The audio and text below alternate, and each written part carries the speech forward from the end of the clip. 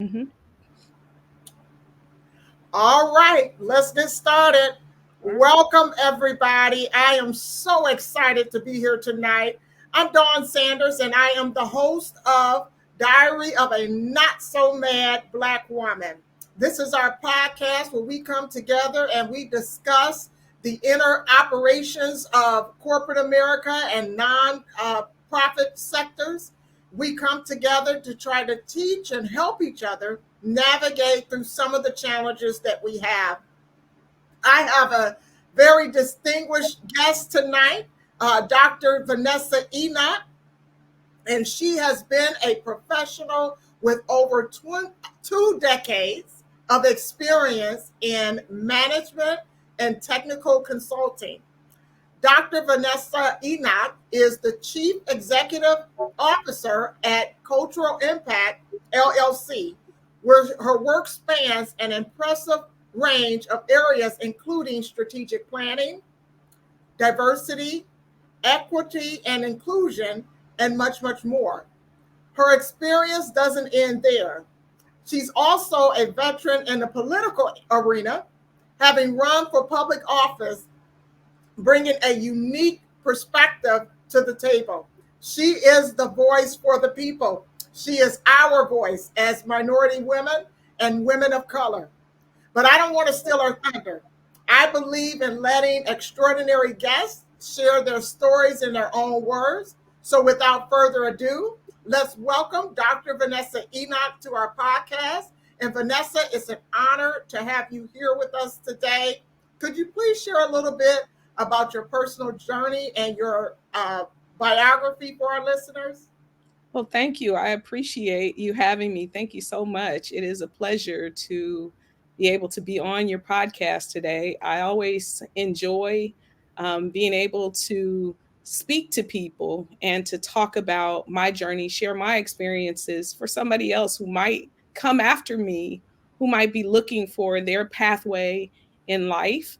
And, we don't all share a pathway, but sometimes we share similar challenges. And I know, your podcast kind of hones in on corporate America, where I have spent quite a bit of time. And I know as a Black woman that I have had some experiences in corporate America, and that you too have shared some of those experiences. We've talked, about some things that we equally have shared. And so it is with great pleasure that I am here tonight. When you ask that I share a little bit about my background and my journey, the most important things to me about my background and my journey happen to be rooted in my faith, and also in the fact that I am a mother of two daughters. I raised those daughters both in marriage and as a single mom. So I've had some experiences and some challenges that I faced as it relates to that. And as it relates to my faith, I am a minister of the gospel. I'm an associate minister at New Prospect Baptist Church, and I was also the first woman deacon there. So, in addition to my professional experience, which spans from entrepreneurship and to the corporate arena, both on the nonprofit and the for-profit side of the fence. I've had quite a few experiences that I am always excited to share, and to just kind of reach back and bring some folks with me. So thank you so much for having me. I appreciate this opportunity, and let's talk. Oh, absolutely. Thank you so much. It is an honor again to have you here. And I definitely want us, as we conclude this interview, I want us to share your contact information so that people know exactly how to contact you. You have been a huge, huge impact in my life, and I know that people will enjoy that. So let me get started. I have a few questions here, Okay. and I just want you to, give us some of you, right?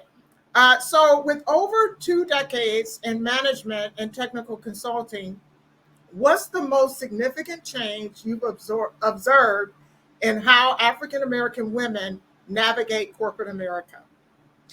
I think probably the most significant changes that I've observed is that um, on two levels. On a personal level, is that more of us African American women have become educated and have entered corporate America. That's exciting for me because, of course, our generation there weren't so many Black women in the workplace. In corporate America, I spent decades being the only, right? And so it's nice to see Black women becoming more educated and entering that arena. The other thing I see in corporate America is not so much on a personal level, but I see that technology is becoming more of a factor in corporate America. AI is everywhere. And I think that we as people, if we don't get on board with AI, that we will be left behind. And so I just want to encourage people not to fear that which they fear currently, because a lot of people fear technology no matter what their background is. And so I want to encourage people to embrace technology and not to fear it. I know we can all remember looking back and hearing about Y2K and how Y2K was going to blow up America. And we hear similar things about AI. People fear AI. And at the same time, while so many people are fearing AI, the corporate arena has embraced AI, and everything is integrated. When we got on here, you talked about AI and how, AI is equipping you to do what you do right here on this platform. And for those of us who are in technology, like yourself and myself, we know how important AI has already become. And yet I ask people every day, what technology have you integrated into the work you do? Even students who tell me they've never done anything with AI. And I'm like, okay, baby, it's time to get cracking, because if we don't get involved now and learn it now, we'll truly be left behind, because it is going to be just like computers at some point. Despite whether you want to embrace computers or not, it is a necessity in life to have a computer, and it will be a necessity in life to engage with AI. Absolutely. And if you recall, you and I first met for an initiative that I was trying to pull together. My Mm-hmm. very first stint at having a computer technology center Yes. out in Jordan Crossings. Mm-hmm. And at that time, we were seeing some very evolutionary things happening Yeah. in technology. And Yeah. our goal was to connect people with technology because we saw that there was a huge gap there. We're Yes. seeing another turn, another turn. And as you mentioned, AI has been a thought partner with me in that it helps me to quickly get to information, Yeah. knowledge. Some of the grants, I remember we used to write grants, and coming out of that, we'd be searching and researching information, but it Mm-hmm. is a fast track to that. So my Yeah. next question is, we're going to talk about a little bit about diversity. So you have expertise in diversity, equity, and inclusion. Mm-hmm. Could you share an instance where strategic DEI initiatives made a tangible difference in an organization? That's an interesting question, and I'll give you a couple of things.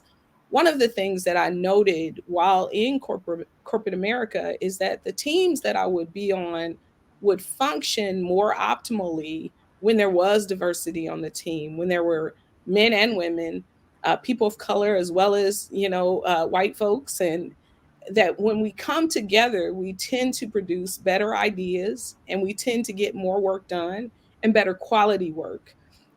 Recently, over the past 6 months, Children's Hospital here in Cincinnati became the number one hospital in the country, I believe.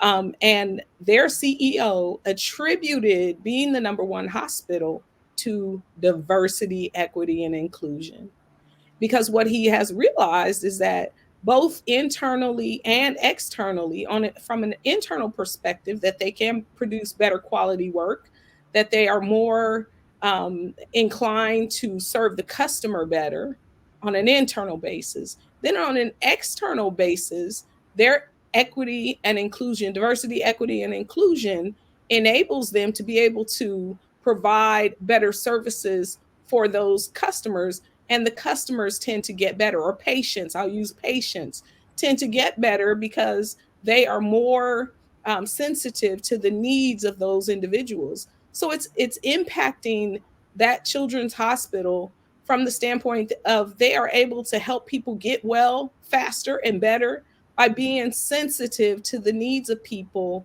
no matter what their background is, because now they have people on the inside who can say to them, but wait a minute, we have specific dietary needs. We have specific conditions that impact us that maybe does not impact some of the other people that you serve.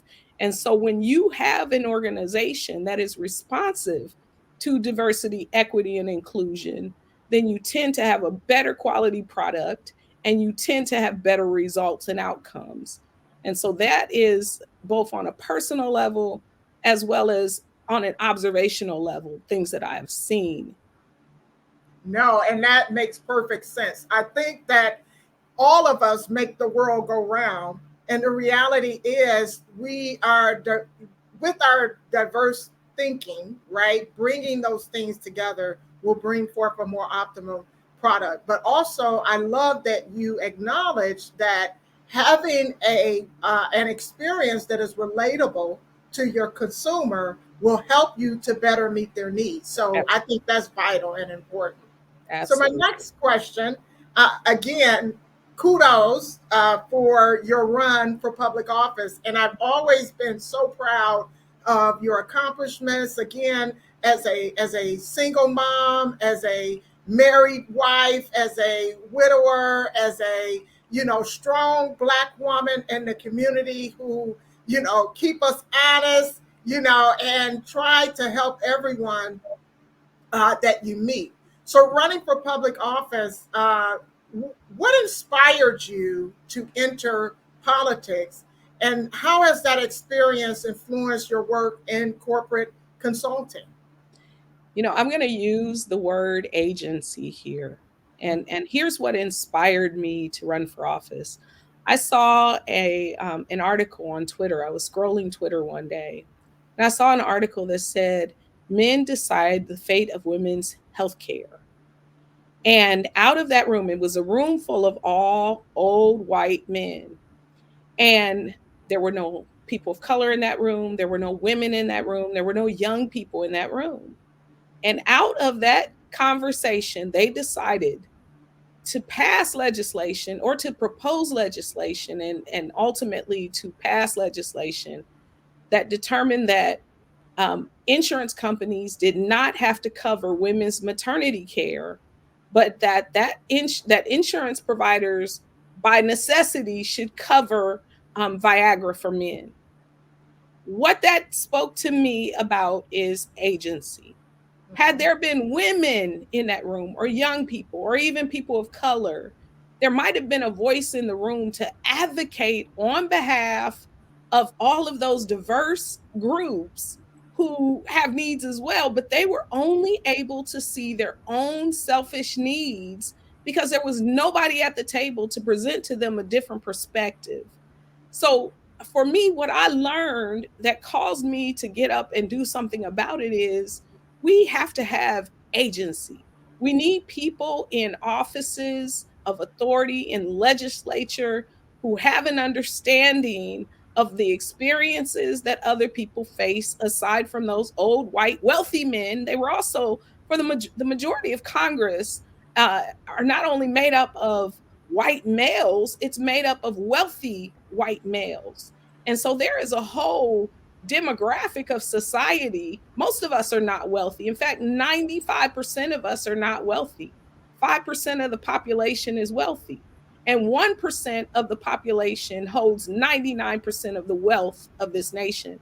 And so when you've got those kinds of odds stacked against you, you have to have somebody sitting in those seats of power who can have a voice, who can speak to the needs of the rest of us. And so that's what compelled me to step up and run. I had an understanding of what we are facing as a result of not having agency.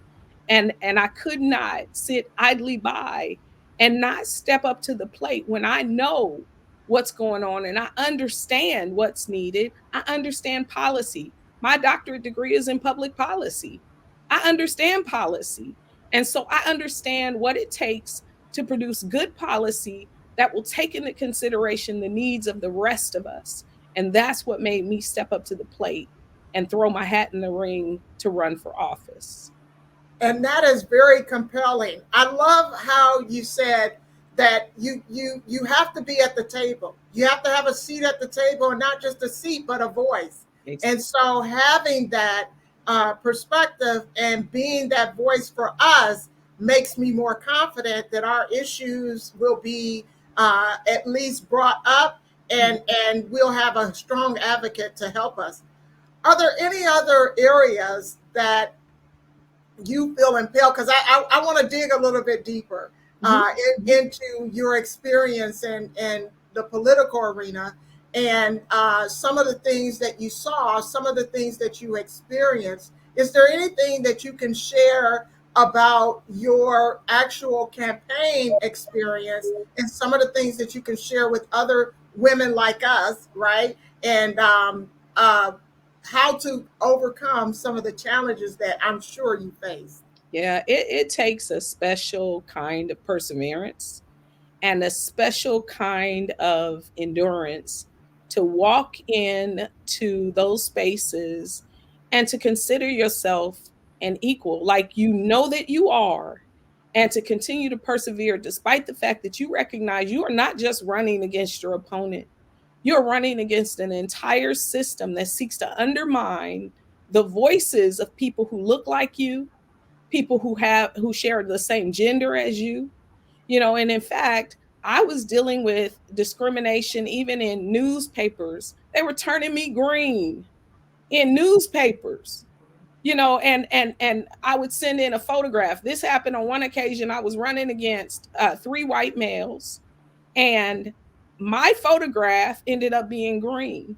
By the grace of God, I have the good sense and the technology background to be able to go into the metadata of a photograph and to look at when that photograph was altered, how that photograph was altered. And so I simply downloaded the photograph that they put on there and I compared it to the photograph that I sent them. And when they told me that they had not altered my photograph, I was able to take a screenshot of the photograph I sent them and the metadata of the photograph that I sent them, who altered the photograph, the date that that photograph was altered, and the way in which the color was altered on that photograph. Had I not had the technical knowledge that I have, I might not have been able to do that.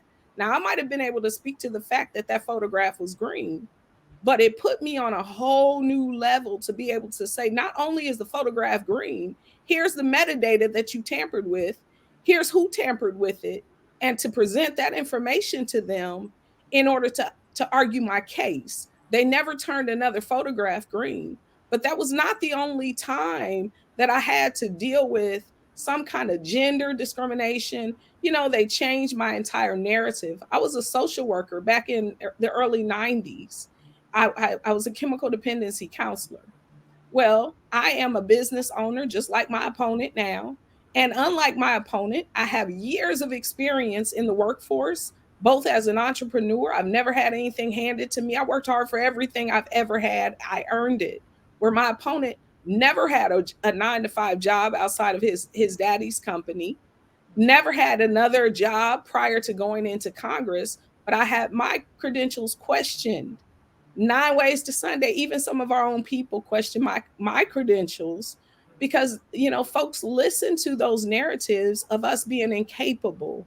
And so I had to navigate that. I had to fight that kind of discrimination, both gender discrimination, racial discrimination, just to run for office. But I'm built for that challenge. I'm built for it. It is what God ordained me to do. And so in terms of being able to step up to the plate, I've had to grow thicker skin than I had when I walked into the game. And now that I've been in that arena, now I'm learning to box in that arena. I'm learning to fight in that arena. And it's par for the course. It is what I have to learn to do if I'm going to go to Congress and fight on behalf of our people. I have to be able to stand up against folks who want to obstruct justice, even. You know, we got folks sitting in federal government on the legislature right now who are speaking about hiding faces of insurrectionists so that they don't go to jail when the DOJ sees them. You know, these are people who are running our government, who are attempting to obstruct justice and to hide criminals behind the shroud of a blurred face so that they don't have to face accountability. That's scary. It should be scary to all of us. You know, we need to believe in accountability, and we need people who are in office who are going to be honest, who are going to be responsible, and who are going to stand for justice as opposed to being an obstructionist. And so those are some of the lessons that I've learned. You know, I've been able to model even some of my understanding of how I need to be going into that arena, against some of the folks who are already there. Some of the people who came before me. There are Black women in Congress right now who are fighting for us. And the more people we can get in Congress who will fight on behalf of what we need, our needs, that's what we need to go for. And that's why I continue to run, because I believe we need fighters in office.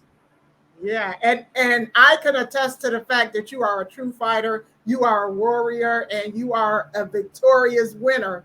You hit on something that I really want to dig into just a little bit more. A lot of times, and oftentimes, as minorities and women of color, we deal with implicit biases from people who are in affluent positions that can dictate the direction of our destiny oftentimes, right? And as a woman of faith, I know that we have our grounding in our belief that God will work out any situation or circumstance that we face. But can you talk about how you navigate your way through those implicit biases and those challenges with people who can influence things in a direction that you would not like for them for things to go in? You know, that is such a loaded question for me, because one of the things that I had to learn in corporate America is how to speak up for myself and how to be direct. You know, there was an occasion when I was in corporate America where I was called into the office of the manager, who she was the vice president, and I reported directly to her. She called me into the office and she told me she wanted me to go and take a urine test because they had heard me taking medicine every day at about 2 o'clock in the afternoon. She was able to tell me what time I was taking medicine. So lo and behold, I was taking something at 2 o'clock in the afternoon. It was my vitamins, because at noon I was eating my meals, and I know that my vitamins were not being absorbed unless I could have a meal prior to. So after I would have lunch, I would then go and take my vitamins. So I'm looking at her, and then it hit me that I had been in a car accident, recently been in a car accident. The doctor prescribed me painkiller. I chose not to take those painkillers because I like to have a clear mind when I'm at work.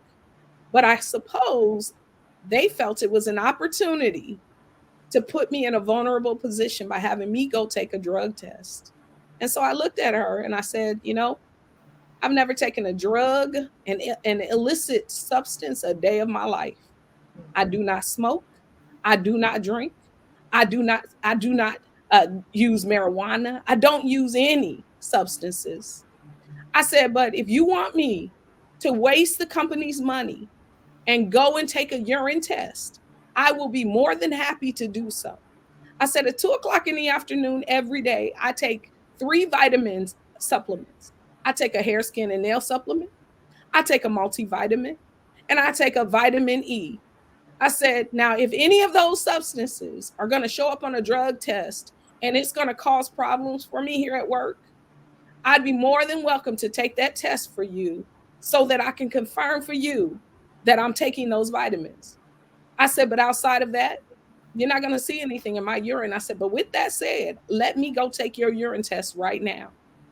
And she looked at me with this crazy look on her face and was like, oh, okay, I'm sorry. Don't worry about taking the test. But had, it not been for the fact that I was insulted by that, I would not have learned in the workplace that you have to speak up for yourself and you have to not be afraid to lose a job. You have to know the value and the worth that you bring to the table.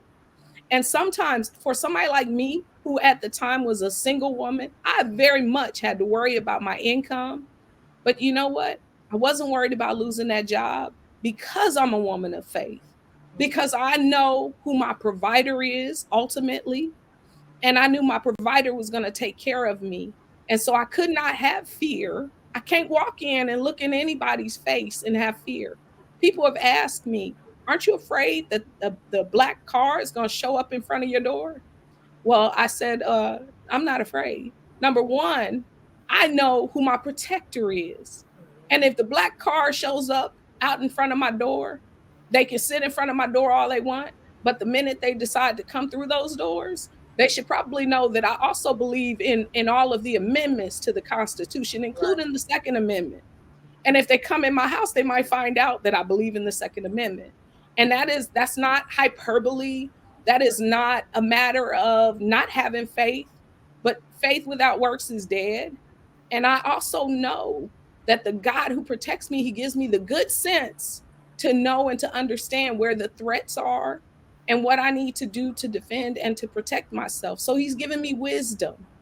And in wisdom, it helps me to understand that there are certain precautions that I need to take to protect myself, to protect my home, and just my personhood in general. So when I'm challenged by, external threats, I am now the type of a person who knows and understand that I need to be able to speak up for myself. How am I going to speak up for you if I'm not able to speak up for myself? and Mhm. and and and my faith gives me the courage to do that. Yeah. I love how you talked about how you dealt with that situation head on, very direct, and yet you maintained poise and professionalism when you handled that situation, but you made it known that you were aware of what was behind her motivation. Mhm. We oftentimes get accused as women of color of being angry Black women. Even more so uh, when we don't engage in their culture per se, then we get accused of being antisocial. Mhm. Can you talk about some of the stereotypes that we deal with in the corporate arena and how you've navigated your way through some of those things and some advice that you can give our viewers on how to deal with those challenges? I appreciate that question because, I thought about that when you give your subtitle to your program. You talk about not being a not so angry Black woman. And I've never been the kind of a person that would define themselves as being an angry person. I'm not an angry person. I enjoy life, love life. And there are times though that I get angry, and there is terminology in the Bible, in Daniel, and Lord, I cannot remember the word right now. Righteous indignation. Uh-huh. There are times that we need to have a righteous indignation. There are times that we should be angry. When we are under attack as a people, we should be angry. When George Floyd died with somebody's uh, knee on his neck, as a people, we should be angry because this is stuff that has gone on for generations. When we see them making decisions that impact us in Congress and they don't take our needs into consideration, we should be angry.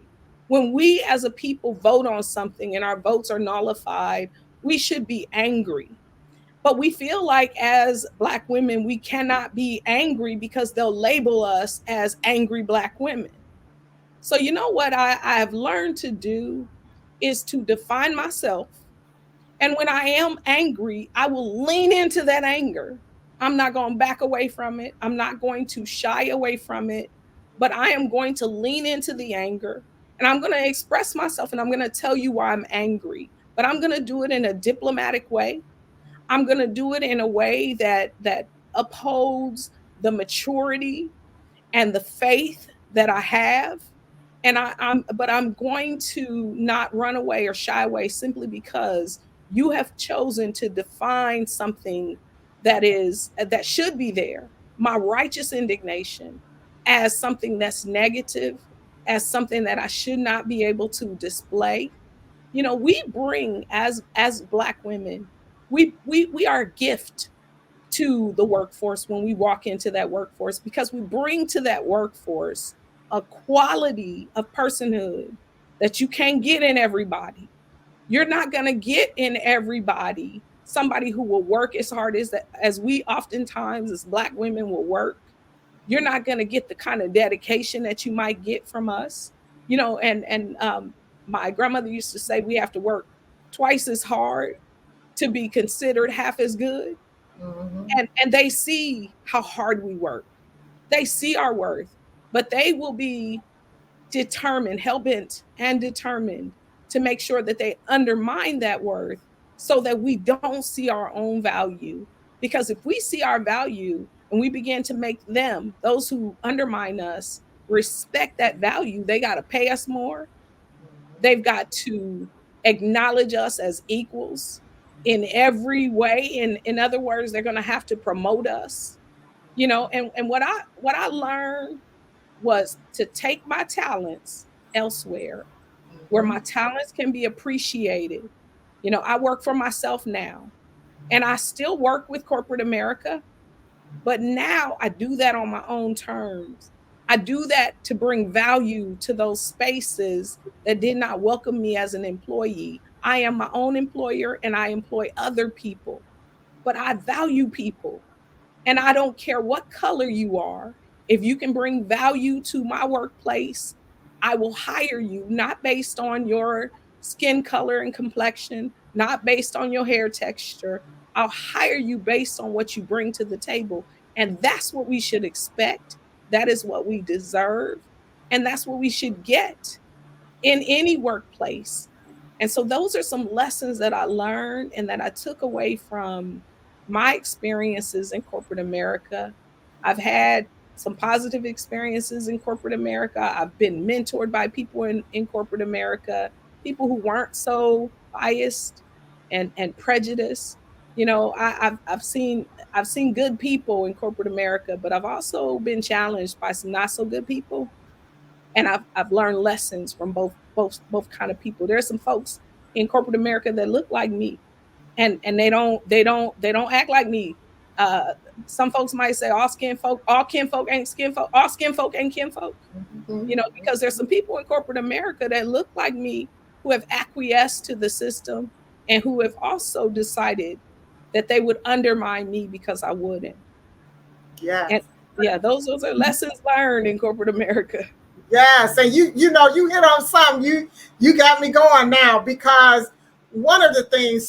So I feel as an African American woman who is more mature and seasoned in my corporate career that it is my responsibility in any environment that I see a young African American woman coming through, is my responsibility to undergird her and help her as much as I can. But I've run into so many people that look like us that, as you mentioned, you know, your skin folk, not always your kin folk, and they are very blatant about, you know, their disposition. Uh, Somebody today told me we were having a discussion going back to the perception of the angry Black woman.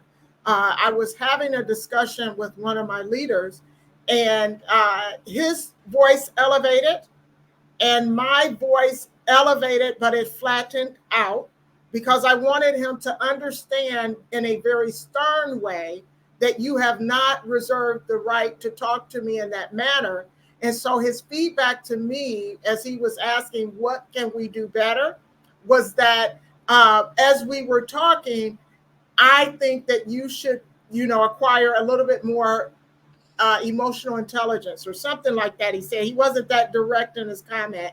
And I had to kind of challenge him in his thinking because it is your perception that there was emotion behind my tone. There Exactly. was no emotion.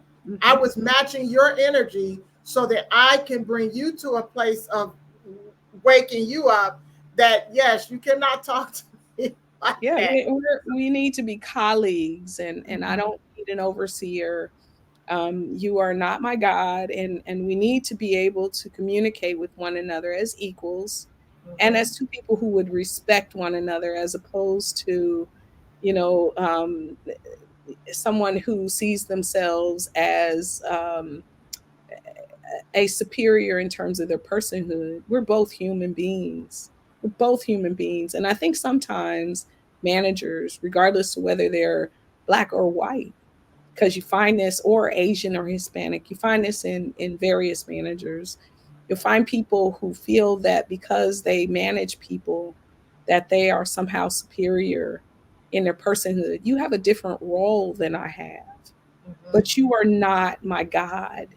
Right. You have to see yourself as an equal, because if you can't respect people, no matter what purpose they serve, or what their role or job title is, if you can't respect people, you're not going to get respect from those people. They'll be behind your back and not working. I've got a team that, for the most part, and I know sometimes they slack because I have ways of checking, but I have a team of people who care enough about my company, and they care enough about their jobs and about themselves, that they hustle and they work because I respect them. And I give them the room and the space that they need in order to be trusted to do a good job. And they step up to the plate and they do that.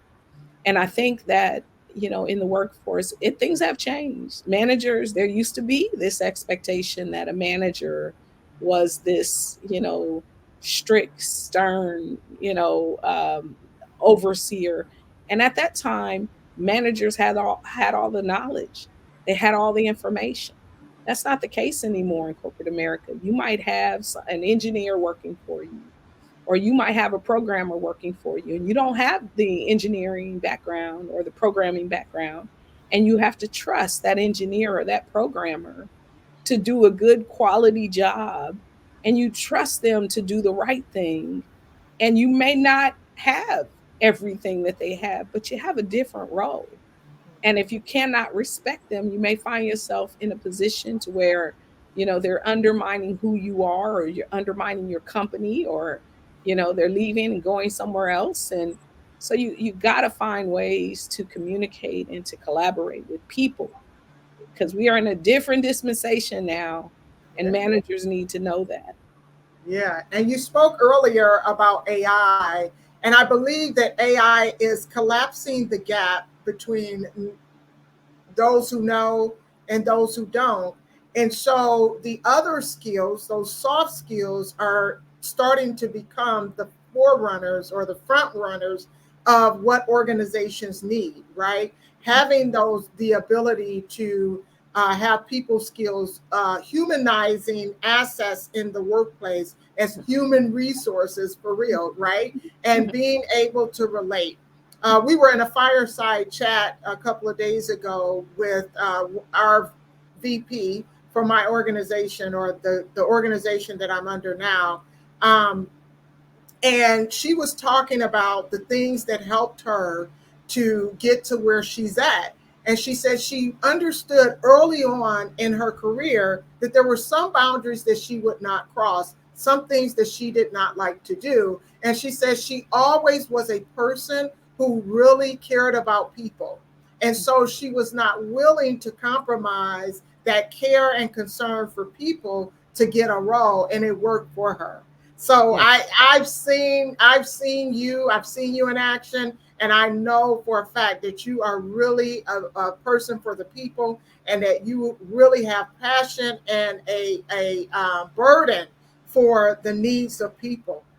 I, I wanted to go back because I don't want to gloss over But I want you to give us some advice about how do we deal with us, when we get into these environments and we find, one of us, because I'll share with you real quickly with me, just by the way that we were raised to give honor to our elders and to collaborate with those in our community. As I got older and started engaging with women in corporate America and started seeing that divide, it was a culture shock for me, and I didn't know early in my career how to navigate through that, let alone the other issues we had with women in other cultures. So can you speak to that and give us some nuggets about how do we get through some of those challenges with, you know, collaborating, corroborating, being cohesive with each other when the other is not really trying to be there for us? It's so interesting that you say that, because I think about two things. The first thing I think about is we have to understand why it is that a company has hired us, right? Because companies don't just hire for diversity for no reason. Oftentimes they'll hire for diversity because they want to bring in a more diverse staff. They need people who look like us so that they can serve customers, so that customers will trust what it is that they sell, so that they will have the quality that they need or want in their product offering, so they can compete against their competitors who have diversity, and maybe they're doing better because they don't have tunnel vision. And so we first of all have to figure out what it is that they want from us in corporate America. I personally, when I believe that I'm in any corporate space and I'm there to be a token, and they're not interested in the value that I bring, I for one will leave that kind of an environment quick, fast, and in a hurry, because if they can't respect what you bring to the table, you can't bring anything to the table that they will value. And so they don't value you. And so in those environments, I look for my exit strategy. In an environment where there are other folks who look like me, who I'm having challenges with, because we are not a monolithic people. And that's something important to understand. I came in contact with a lot of folks who have different ideologies politically. And I don't have an issue with people who have different ideological ideologies. Uh-huh. Uh-huh. I was married to a Republican, a black male Republican, and I learned to communicate and get along with my husband. I figure if I can get along with a black male Republican who was a law enforcement officer, I was literally sleeping with who we as black people consider the enemy. And so what I learned through that experience is I learned how to communicate, and I learned how to address issues diplomatically and positively and productively. And so in situations where I encountered African American women, I would build a relationship with them. Hey, let's do lunch. And you will find that there are some that'll say, "Oh no, I'm not interested in doing lunch." And then, you may find yourself in a conference room with that individual. Well, we need to talk, because I have an issue that I need to share with you. And you have to approach it a different way and have to be more direct and talk to that person and let that person know, I'm sensing that we have conflict, and I want to figure out what that conflict is. I want to figure out how we can address it, how we can work together and respect one another. And I, for one, am one that believes that if there is conflict there, that you really should address it. And if you can build a relationship with the people that you work with, let's do lunch and talk and get to know one another. I've had both scenarios. I had a scenario where I actually did have to confront a woman in a conference room about the way that she treated me, where I felt like the white folks I was working with respected me and treated me well. I felt like she was disrespectful toward me, and I pulled her in a conference room. Let's talk. And I didn't feel, when I walked away from that experience, that we were any further along than we walked into that room. And what I had to learn is that there are some people and some situations that you're not going to be able to do anything about, because those folks have made up their mind that they're not going to um, acquiesce. They're not going, they are there to make sure that you know that all Black folk are not monolithic. They're there, they have established themselves as somebody, a Candace Owens, for example, who has established herself as somebody who will be in conflict with Black people for no good reason. And you have to be able to accept that these kind of people exist, that you are as authentic as you can be. Share with that person. If they don't accept you, the Bible says wipe the dust off your feet and keep it moving. And you have to be able to do that in scenarios like that. But in situations where maybe you just don't, that person does not know you, maybe you need to have a conversation. Maybe you need to have a knockdown, drag out, heated discussion with that person and let them know how you feel, so that you can figure out what's there, what's beneath the surface of why that you and that person aren't getting along, air the differences so that you can have a productive work relationship.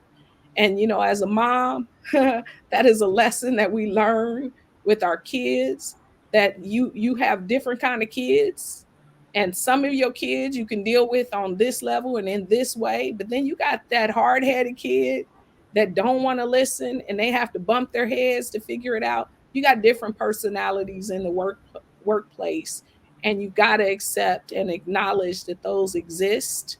And when they do exist and there's nothing else you can do, at least you've done something. You've taken the initiative to try to work through it and try to work it out.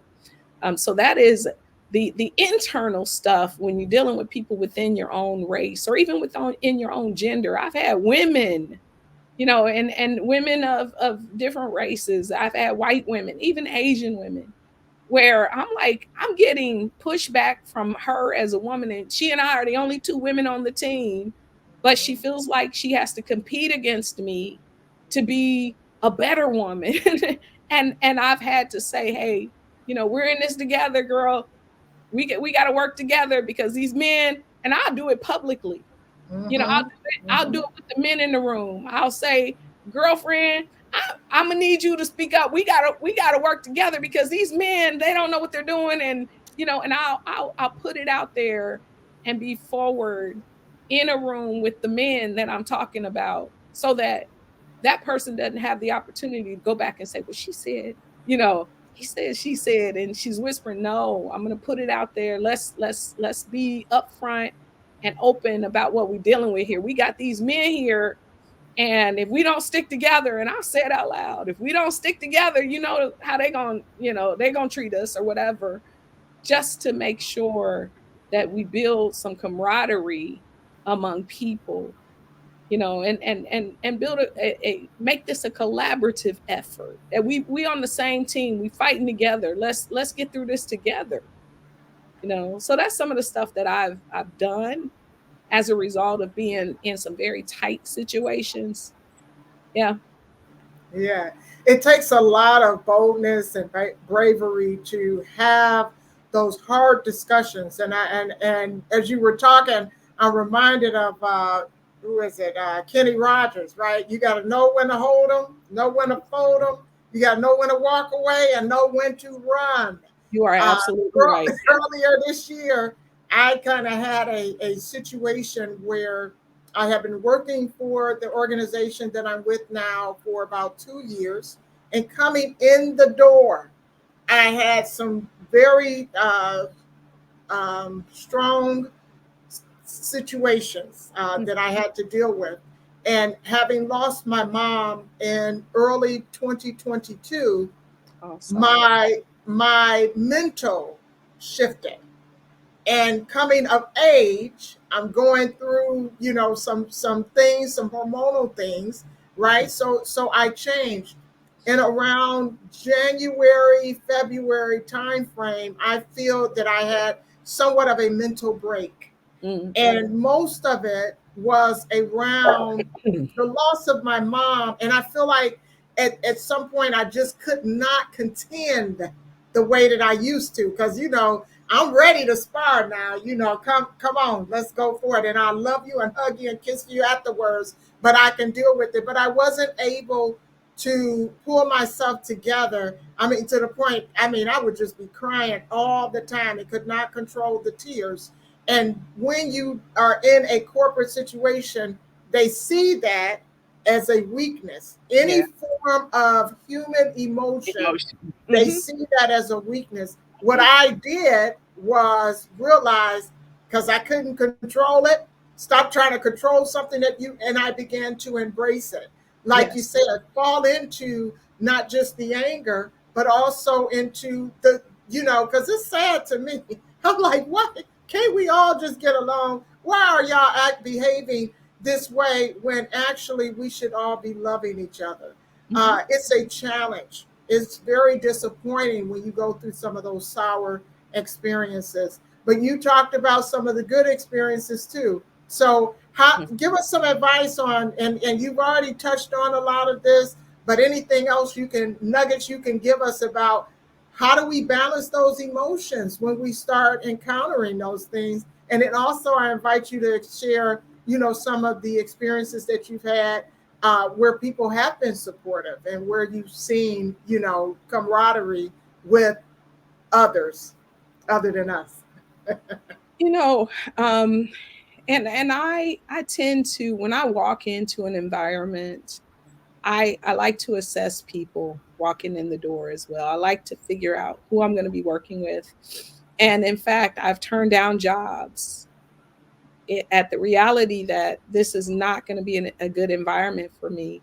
I recently told my sister, um, she had been offered a job, and I could already see, because I had the experience of having worked for somebody that fit the description of the man that she was getting ready to go and work for. And I warned her. I said, you know what? All money ain't good money. And what you're getting ready to do is walk out of a job that you love for more money, and you're going to walk into a firestorm. And I had that warning because I had the experience. I knew, when somebody presented themselves that way, that what she was getting ready to deal with is a micromanager. And if you know your own you have to know your own personality. You have to know your work style. You have to know the kind of people that you can work with and get along with. And when you're interviewing for a job, you have to consider who you are as a person and make a determination as to whether that environment is going to be good for you, just like they're trying to determine whether you're going to be good for that environment. My sister lasted a good 3 months in that job. Every single thing I told her came to fruition. And this was a Black man that she worked for in Shreveport, Louisiana, where the office was predominantly Black. And so she was excited about the idea of working in an environment with other Black folks. And I said, you got to watch that. You got to watch that personality type. You just got to be careful. And I wouldn't take the job. So, I say that to say this. I have been in workplaces where people who didn't look like me mentored me, and they guided me, they advised me, and they cared about me progressing. They cared about what I learned. I laughed with them, I talked with them, and we developed friendships. And to this day, I'm still friends with some of those folks. I've also worked with people who look like me, and we just did not get along. So I think the important thing you got to remember is when you walk into any environment, that you are both assessing that environment at the same time that they're assessing you. And individuals are individuals, and you have to see people as such. You have to look at each individual and judge each situation individually, and not go in with the mindset that just because someone looks like me or they're the same gender, that they're going to be, just like me, right? Or that they're going to be um, my antagonist. In fact, I live next door to an Asian family that I absolutely love. When that family moved in, I remember the day they moved in, and I even said to my kids, I said, "Oh man, the guy who used to live next door to me was an African American man." And when he moved out, I thought nothing of it until the new neighbors came and they were Asian. And I said, "Man, I don't want to live next to an Asian family. They don't talk to people, they're quiet, they don't communicate." And I was just so bummed out about the idea of living next to this Asian family. Those people was in that house a good 2 or 3 days when the owner, the male head of the household, came over to me while I was outside in my yard and said, "Hey, I'm having a party over here, a housewarming party, and I'm inviting you to come over." And he invited everybody in the neighborhood to come over. And that man, now to this day, they've been over there maybe about 8 years now. To this day, every party he has, he invites me over. Every party I have, I'm inviting them over. I used to drive his kids to school every morning because they couldn't take them. They, have taken my daughter in when she couldn't get in the house. And I mean, we have become the best of friends, an Asian family. And they were the total opposite of what I believed about Asian people. But I held those stereotypes, and we all have them. I held those stereotypes about Asians. They're quiet, they're not social, they don't like Black people. I had all those things in my mind when I saw them moving in. That is not who those people were at all. That's why I say you got to judge people individually, and you got to allow people to be who they're going to be before you judge them. That's the other piece that I've learned. And so, no matter what um, race of people you're dealing with in the workplace, you have to bring your A game. No matter who you're dealing with, you bring your A game and you present the best you that you can present.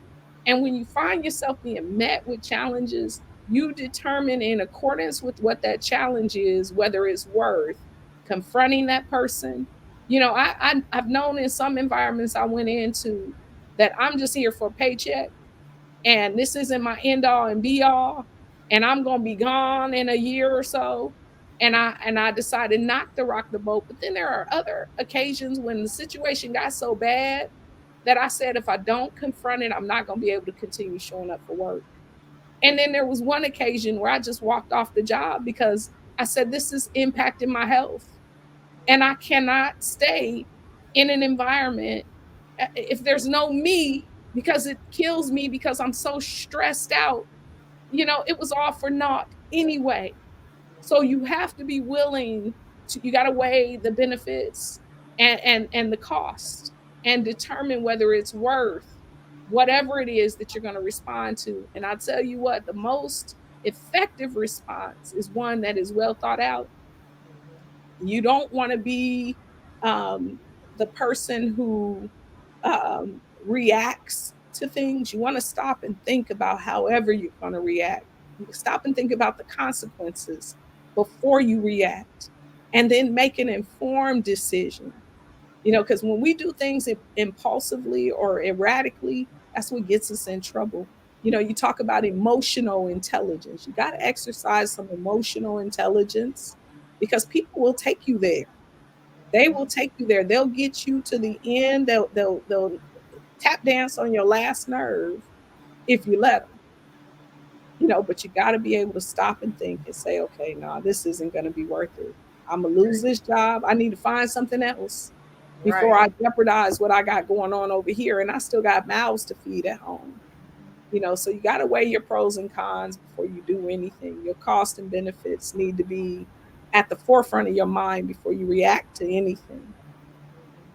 No, that's great advice.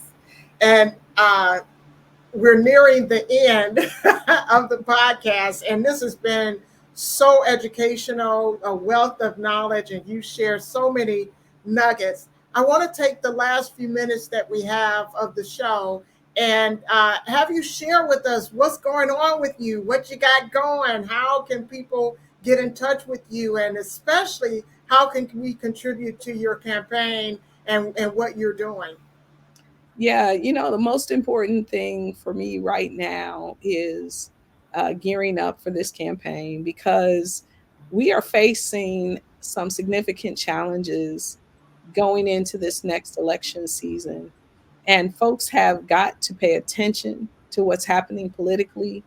So many people just ignore what's happening, and they'll complain because they can feel their challenges. They can feel the burden of life, and the fact that the cost of things are so high, or they can feel, that things are tight, or I can't afford to buy a house, or I'm paying so much for childcare.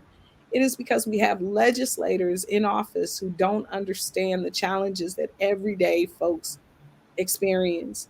They don't understand the bread and butter issues. These people are wealthy. They've never experienced difficulties, and so we expect the folks in office to represent us. We call them representatives, and yet we don't truly have, many of us, especially those of us who are in Ohio, we don't have true representation in office. What we have are some folks who have been able to gerrymander themselves into some roles, and we as a people have to get active and engaged and involved, and we have to fight. We have to step up our game. We have to get out there. We got to vote. We got to get each other to the polls. We have to encourage our friends when they say, I ain't interested in all of that. I ain't into politics. We have to tell them politics is into you, and everything you do, including who you go into the restroom with, is a political decision that is made. And so we have to help people understand the importance of their voice, understand that, your voice, your vote is your voice. And you've got to be willing to get off the sidelines and get involved.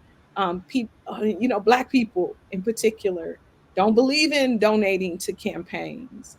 But I'll tell you what, it takes money to get the word out, to let people know that you're running, to let people know who you are, and trust and believe that I appreciate every donation, no matter how much that donation is. I ask my people for $5 often. I ask, just give me $5, because that $5 is going to help get me closer to the goalpost, and that's going to enable me to buy a couple more signs to let people know that I'm running, right? Or some more postcards, or it's going to help me pay for some of the marketing materials to get the word out about the race. So people can learn more about me at enochforcongress.com. I'm in the process, the website is still up. I'm in the process of revising that website, because there are things that we are worried about today that we weren't worried about 2 years ago in the world. So I'm working on those, but there is a donation button at enochforcongress.com, and you can donate to my campaign. You can volunteer. Doesn't matter where you are. Doesn't matter how much time you have. We have volunteer opportunities for anybody, no matter who you are. There was a young lady with Down syndrome who was stuffing envelopes, not because anybody forced her to stuff envelopes, but because we appreciated anything that she could bring to the table. And for her, it was stuffing envelopes. She made a $5 donation to my campaign. She is an adult with Down syndrome, but people with special needs are often overlooked by our government. And that is somebody whose voice I appreciate. And so when I go to Congress and I'm thinking about people who can add value to the conversation about young people with special needs, that is somebody who I know I can bring into that room, who can talk to people and who can say, here's what we face as people with Down syndrome. And so we have to have people who sit in those seats, who can appreciate the needs of all people, no matter what their walks of life are. And I am a person who cares about people. I'm a person who will fight for people, for those of us who have had no voice traditionally, and that's why I'm running. So I hope that people will support my campaign. I'm always open for questions. If you go to enochforcongress.com, you'll find the phone number on there, and that is a direct phone number to me, because I am the candidate. And if people have questions, I have no issue with answering anybody's question. I'll come and speak to any group, and that's just who I am as a person. I want to be the voice of the people, and the opportunity to help make that happen. You can go to Enoch for Congress, donate to my campaign, volunteer in whatever capacity you can give. And also, you can spread the word even if you don't donate or volunteer.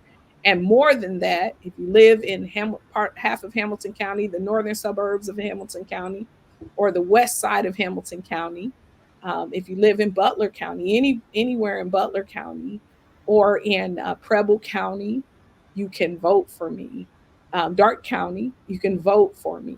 But those are ways that people can get involved in what I'm trying to do.